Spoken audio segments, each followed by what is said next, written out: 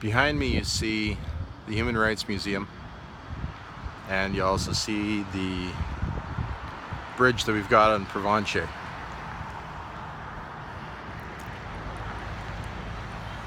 Those two projects combined came out to roughly over $300 million that was spent in order to make Winnipeg beautiful, or as they were calling it back then, the people, they wanted to leave a legacy.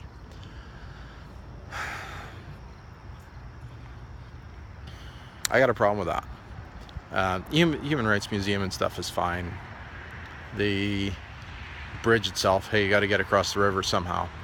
The problem that I've got, though, is how it pulls the focus from where the problems really are.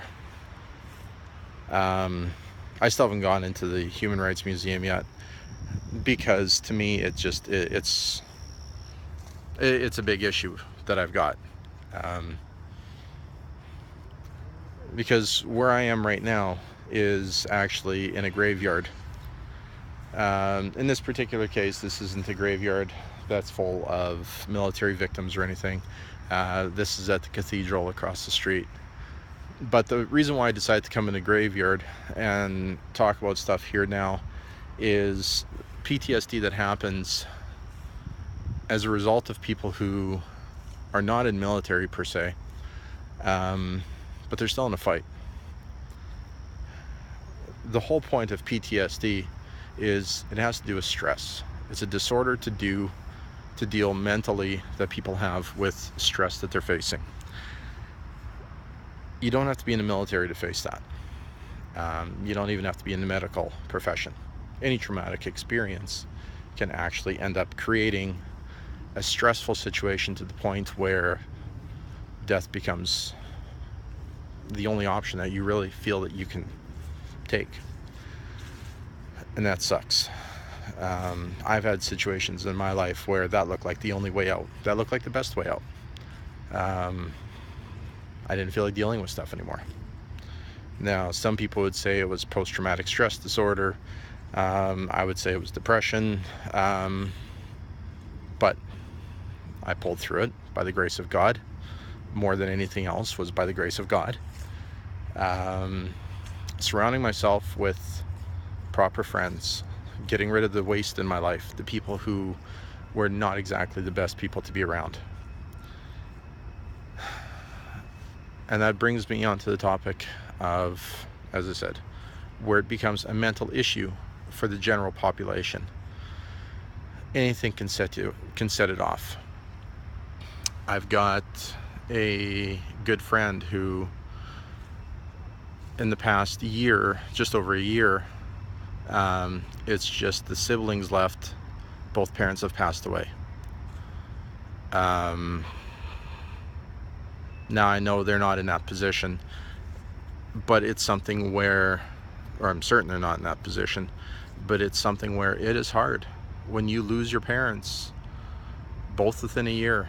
Basically, that's insane. That is, when you're close to both parents as well, that's harsh. That is stress. That is what PTSD is for the general population.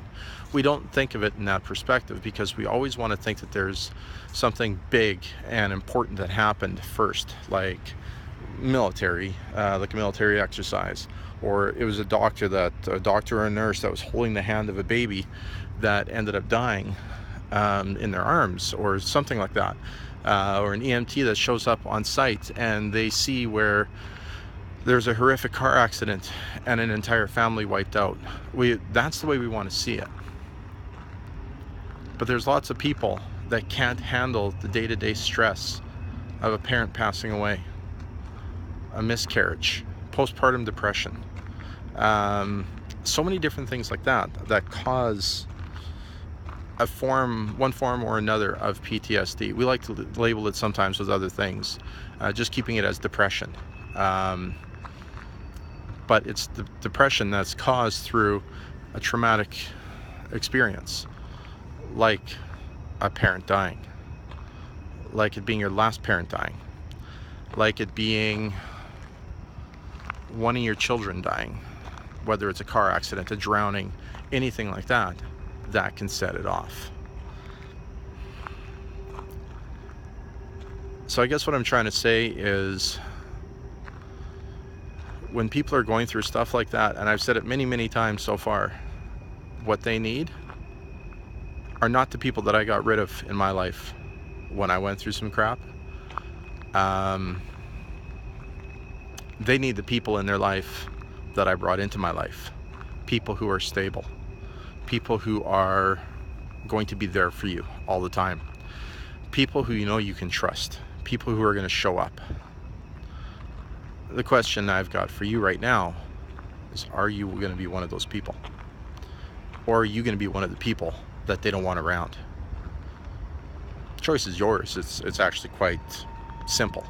Not very complicated at all. So I'm going to find a place to drop and do 22 push-ups and try and not get eaten alive by mosquitoes. Hopefully I've got enough light. I got like nothing for light in here today. But anyways, I'm going to drop and do 22, and hopefully you catch that. And Megan, you're up for push-ups. I know you would be one of those people. So anyways, 22 push-ups, 22 days. Here's my 22 for today. Oh, by the way, day number 8. 7, 8. It's the day after yesterday's set of videos.